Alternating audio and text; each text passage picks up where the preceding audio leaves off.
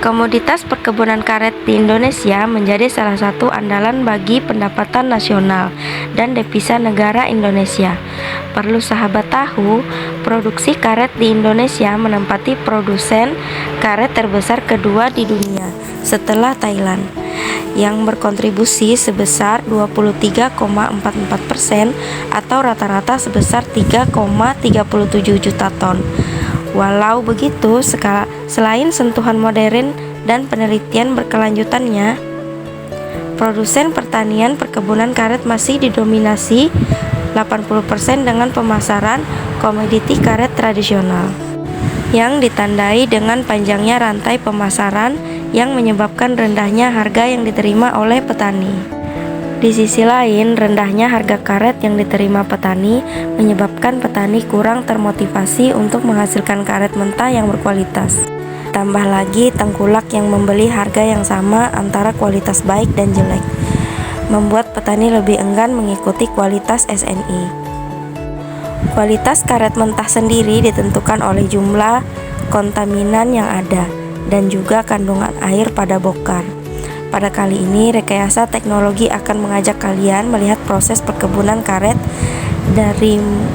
dari hulu ke hilir.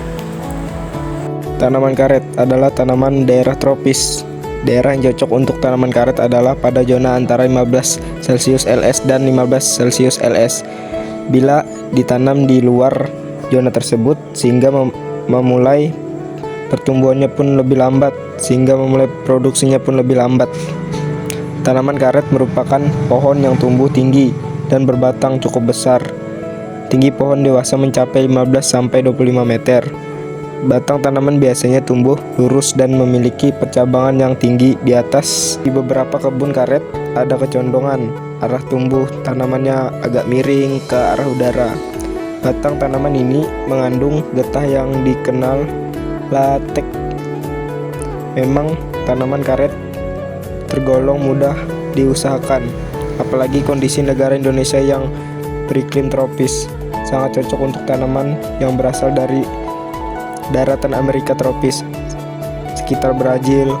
Hampir di semua daerah di Indonesia, termasuk daerah yang tergolong kurang subur, karet dapat tumbuh baik dan menghasilkan latek. Karena itu banyak rakyat yang berlomba membuka tanahnya untuk dijadikan perkebunan karet.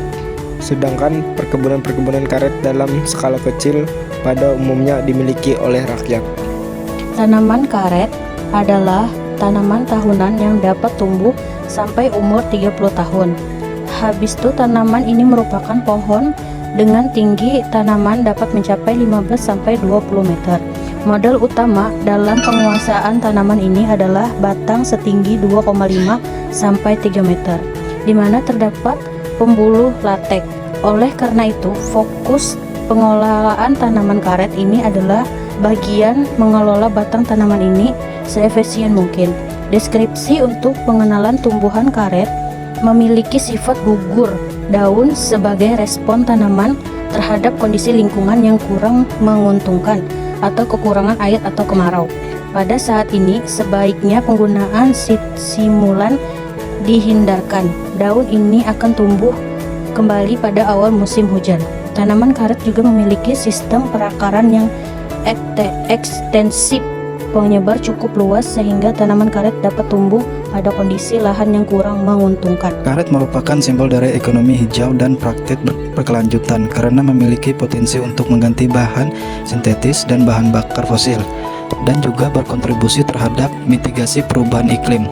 Jadi, penting bagi kita untuk meningkatkan visibilitas dan potensi karet agar kita dapat menerapkan mekanisme lingkungan berkelanjutan.